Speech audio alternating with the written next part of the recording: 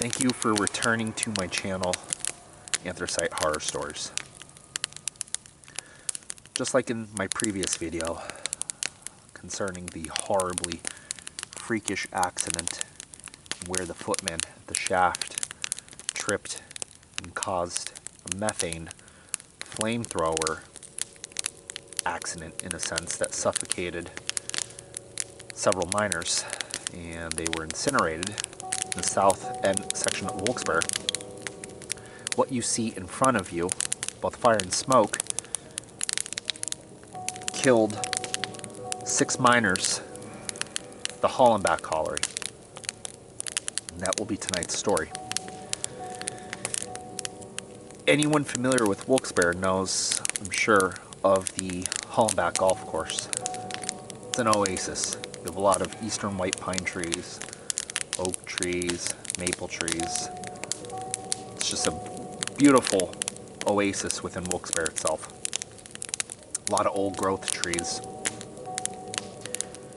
After consulting the Mine Map Atlas, the slope in question tonight seems to have been in the center of the golf course. It's obviously reclaimed, but this was one of the main slopes within the colliery itself. There'd be a shaft, air shafts, manways, most likely muleways back in the day.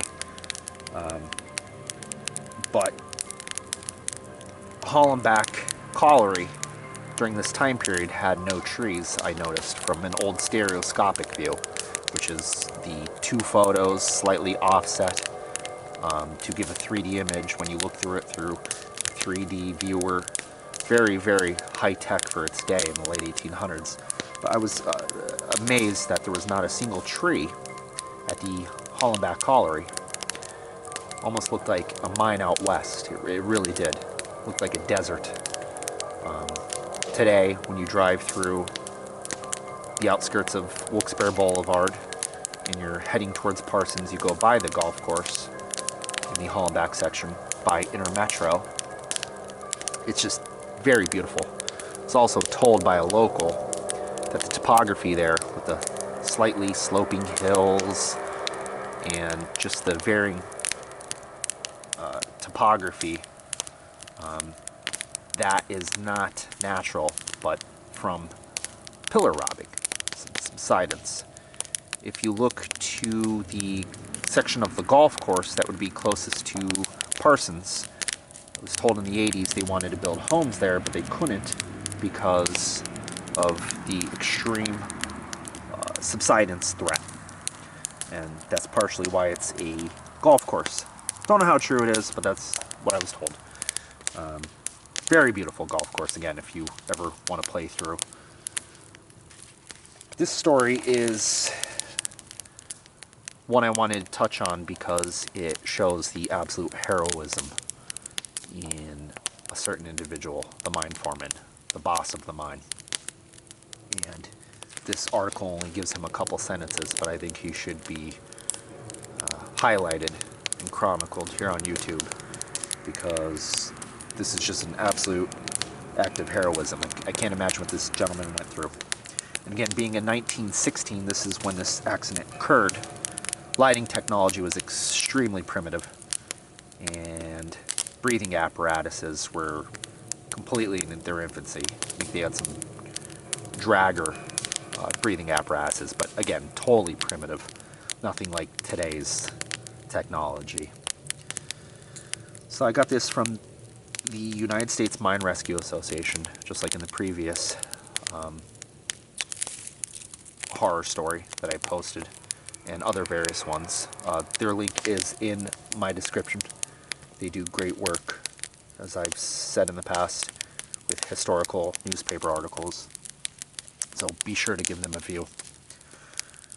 This comes from the Titusville Herald out of Pennsylvania, March 10, 1916.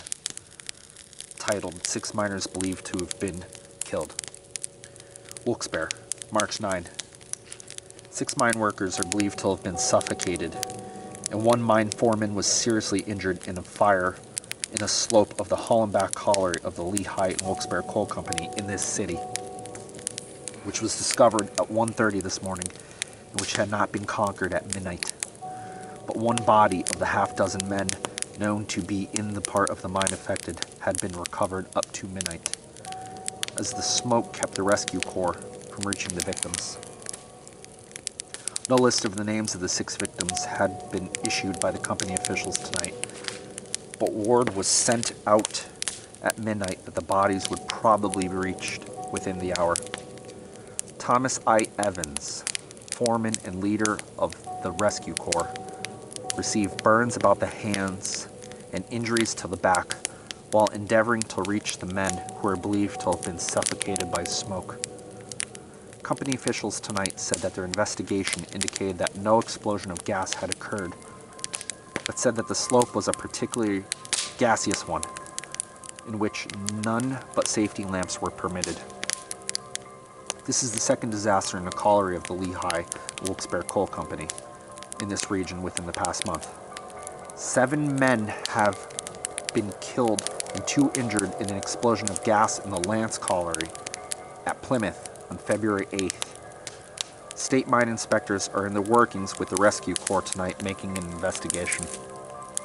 The deceased are George Harney, 57, Edwin Jones, 56, Gabrish Kamsanka, 43, Leo Kaczynski, 21, William Kozuski, 32, John Miskin, 19, injured, Thomas I. Evans, 44.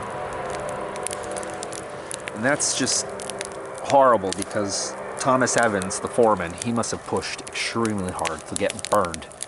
He was probably getting burned from the radiant heat of the fire. Couldn't imagine he'd physically be touching the fire. So like when you approach this campfire and you stand, 5 feet away, you start getting burned. That guy was pushing right to the face of the fire, most likely, in an attempt to rescue his miners. That's a true leader, that's a true friend, that's a true man. So God bless him for that.